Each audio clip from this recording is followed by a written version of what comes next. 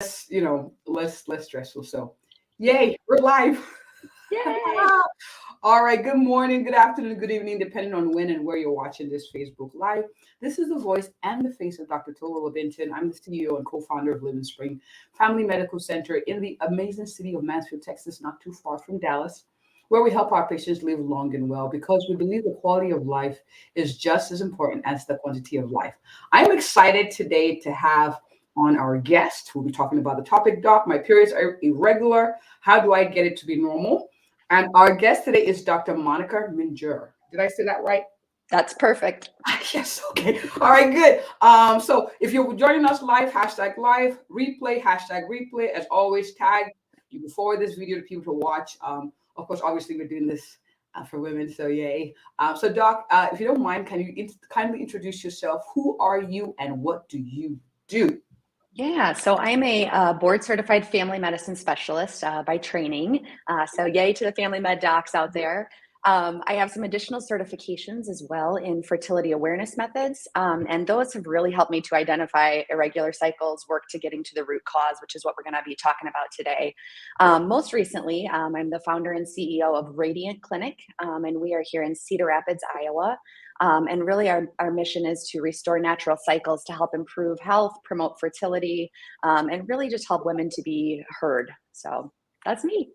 Awesome. I love what you do. So she talks about being a board certified family medicine physician. She specializes in a whole lot of things: endometriosis, PCOS, recurrent miscarriages, painful period, PMS, and other gynecological conditions. I love what you do, and I love that you're passionate about it too. Yeah. I've put your information at the bottom, like as far as being the CEO of the Radiant Clinic, so people can start, looking you up as well. But Doc, my next question to you is this: Why do you do what you do? Yeah, so there was a couple of kind of life-altering changes that happened throughout my medical school career, and one of the big things was I had a family member who I was close to. She was on birth control for irregular cycles, and she was diagnosed with a blood clot, and that was really scary to have somebody that was approximately my same age, no other major risk factors, and now all of a sudden this big scary thing happened. And at that time, I said, you know what, there's got to be another way. There's got to be this way that we can help women who are struggling with menstrual cycle irregularities, with regulating their cycles, and hopefully in a way that didn't necessarily inflict some of these other potential side effects. And so I kind of went through some of that additional training throughout my medical school career as well as into residency so that I could come out and start practice in a way that I had some other options rather than just saying, hey, things are weird and irregular. Let's just throw you on birth control. Good luck. See you later. And so as I've been in family medicine practice for the last few years, I really had found that this was my passion, was this women's health piece of it, and trying to help people to find answers where there seemed to be none. So that's how Radiant Clinic was created, as kind of just this passion project within the realm of family medicine. I love it, and I love the name Radiant Clinic. Yeah. I love it. Now, let's talk about a cycle, normal menstrual cycle. What is normal, so that we can better understand what's irregular? Yeah. So I think the first thing that I would say is that normal is different for every woman. So, right, you talk to your sister, your girlfriend, your mom, everybody's normal is a little bit different. But generally, we kind of look to say that you should be having cycles every 25 to 35 days. Bleeding should last no more than 4 to 7 days. And again, that can be different from month to month. So, this month it might be 28 days, next month it might be 32 days. That can still be normal, and that's okay. Anything kind of outside of those realms, we say can be more problematic, especially if it's happening 2 or more times a year where things are irregular. So, and sometimes we see something can come up. You can have a big stressful event or holidays, or, some things can shift to throw things off a little bit. But really, we're looking for, hey, more often than not, are we falling within kind of some of those numbers? Okay. Now, what are common causes of irregular cycles? I know you mentioned a Yes. few, about Yeah. stress, things like that. But what are the most common causes? Yeah, so I would say kind of in the general public, one of the most common causes is actually people being on some sort of hormones. So whether that's oral contraceptives, an IUD, Nexplanon, overall for the general population, that's kind of the number one cause, which is interesting because sometimes we say, oh, we start those things in order to try and regulate things. And as some people know that have been on those, they don't always work to just make it that perfect, 28 to 30-day cycle like they're hoping for. So that would be probably the number one cause. But for people who are not on any type of hormonal birth control or contraception, stress is one of the major things that can throw things off. Stress increases your cortisol levels, which then plays a downstream effect on all of your other hormones. Basically, it's your body's way of saying, hey, something is not right, pay attention. The other one would be weight fluctuations. So for some people, if their weight is too high, too low, that can definitely throw things off. Again, your body is looking for this general stasis of, hey, everything's doing okay. And then really kind of the part that I delve into, as well as other physicians, is kind of other underlying causes. So whether that's PCOS, hormone imbalance, fibroids is a common one. Perimenopause, so even up to 10 years before people go through menopause, things can get a little bit wacky. And so those would be kind of the main causes. So as you can see, lots of different reasons for what can cause those irregularities. So trying to figure out the root cause is really important. Yes. Now, my next question sounds rather obvious, the answer, but what are the consequences of irregular cycles? Like what could that bring on?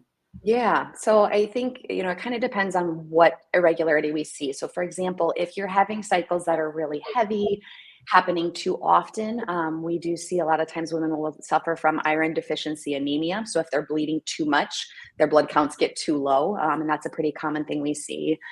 Fertility issues is another big one. So I focus a lot on creating regular cycles for overall health, but I also work with a lot of women and couples who are struggling from infertility, subfertility. Irregular cycles make it really hard to identify when you have that fertile window, and oftentimes it could be underlying causes of recurrent miscarriages or other fertility issues. And so that's one of the other consequences. The other is if you're having cycles that are not happening frequently enough, over time, that can actually increase your risk for bone density loss. So when people over time develop, we call it osteopenia or osteoporosis, that thinning of the bones or the brittle bones, that can happen if you're not having cycles frequently enough over a longer period of time. And then depending upon what other hormone imbalance may be going on. So for example, specifically with PCOS, oftentimes there's a testosterone excess, and so facial hair growth, some other things that way that we can see pop up. So really it's dependent upon what the cause is, but certainly can have a lot of different symptoms that we see. And sometimes people don't realize or recognize, oh, hey, this is abnormal. They may just have the symptom. And so really just kind of digging into what's the underlying cause. It's a lot. It's a lot, depending on what it is. Yes. Where down this tree or down that tree. Yes. So let's talk prevention. As family physicians, we're big on that. Is there anything we could do to prevent your cycles from being irregular? Yeah, so I think there's a couple of things, and as a family medicine doc myself, we talk all about prevention, right? Anything we can do for healthy lifestyle. So that's going to be all the stuff that we talk about as far as reducing stress levels. Unfortunately, it's not as easy as just flipping that switch off sometimes. Right. Right. Yeah. Turn off the hamster wheel in the brain, right? Getting regular sleep, healthy diet, and a healthy weight. And so those are kind of the big things that we talk about. Obviously, there's some other underlying causes that I've mentioned previously that sometimes it just is what it is. But as far as the things that you can change, that can be part of it. The other is that if you've got irregular cycles, for some people, and I'm not here to say don't be on birth control, don't do that stuff, because for some people that's what they choose and that's fine. But I would really urge people to consider saying, hey, is there some other reason why I have this? Because oftentimes a lot of physicians will just say, hey, just go on birth control and it'll fix everything. And sometimes that creates more problems downstream. And so that would be the other thing I would say is if you've got something irregular, work with a physician who is knowledgeable in these things to help figure out the underlying cause, rather than just saying, oh yeah, cool, I'll just go on birth control and that'll make it regular. Because unfortunately, oftentimes I see in my practice that makes things worse. So ask the questions, be a little curious about your own health. You have to learn how to be a better advocate of yourself when you're going to see the doctor, right? Yes, so these are things, absolutely. these are questions that I like to know why. What are things I can do before I have medications kind of, well, not literally thrown at you, but offered. Now, are there let's talk medication. So sometimes we have medications, maybe not in big detail, because obviously we want patients to go meet with their own primary care doctors or their own family physicians, Yeah. oncologists, to come up with their own customized plan. But one of the questions I have is if I am on something that reduces how often I have my period, let's say they're having heavy periods, then where does all that stuff go? Yeah. People get really nervous about that. How do you address that concern? Yeah, I think one of the things that people need to realize is that women's cycles, when they're happening naturally, it's not just a set hormone level all the time, right? It fluctuates literally from day to day to day. I could check your lab levels on hormones every single day of the year, and it's going to be something different. And so, really, when we talk about trying to solve some of these underlying irregularities, the focus is on trying to say, okay, if this hormone is supposed to be peaking here, this is when we need to augment that medication. Okay. So, for example, one of the things I see oftentimes in my practice is progesterone is deficient. So, progesterone and estrogen are kind of the two main female hormones that we pay attention to. So, if progesterone is deficient, I can't just give you progesterone every single day because progesterone levels aren't flatlined throughout your whole cycle. So really helping to identify when in your particular cycle do you need that progesterone support and starting the medication at that time. And so really trying to target individually for each woman what makes the most sense. The other is in realizing that not all hormones are created equally. So the prescriptions that we get and the prescriptions that we as doctors prescribe, progesterone isn't the same from brand to brand to brand. Some are considered what we call bioidentical, which means that they are the same structure as the progesterone that's naturally in our bodies.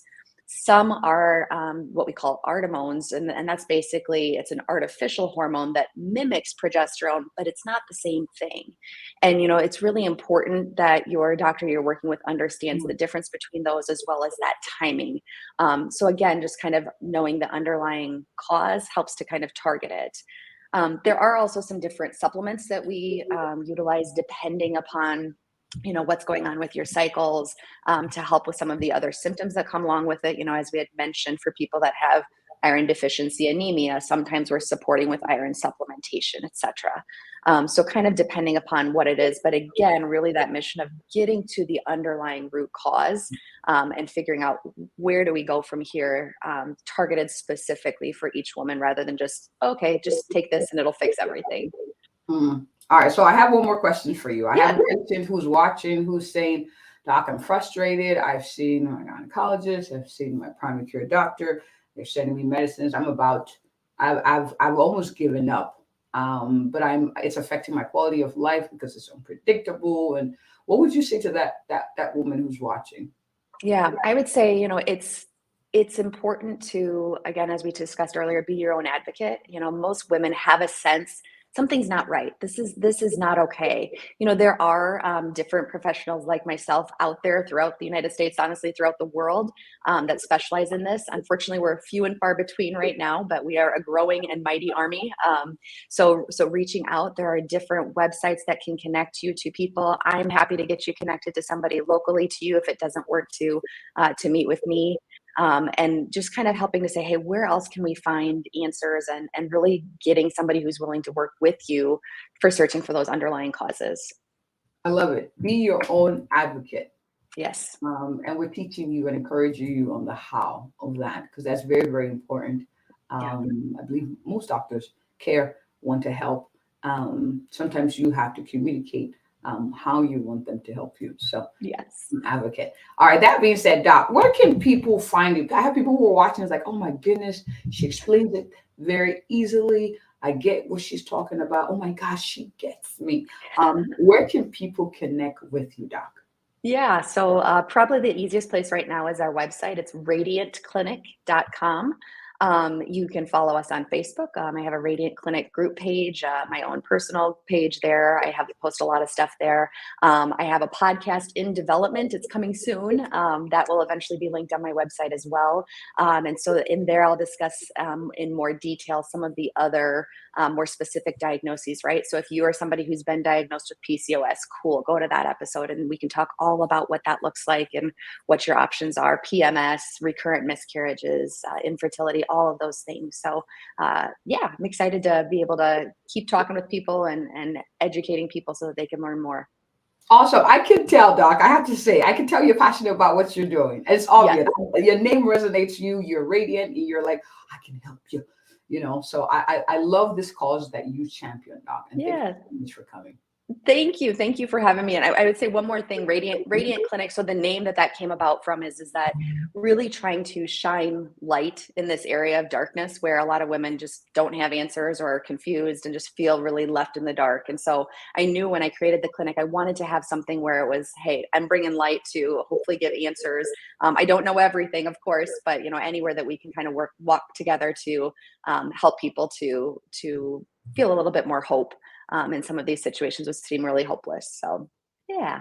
Awesome. I like it. I like it. Thank you so much Yeah. for coming and taking your time this Thursday morning to enlighten our audience. I appreciate it. Thank you so much for the opportunity. It's been awesome talking with you, Dr. Tolu. I appreciate it. Thank you. Thank you. All right. Thank you all for watching live and in replay. As always, as I say, please make sure you share this with those who find it useful. It could encourage someone much more than you know. And that being said, if you or anyone you know is looking for an awesome, and thorough, and a passionate family physician who will help you live long and well, I am she. Have a good one, everyone.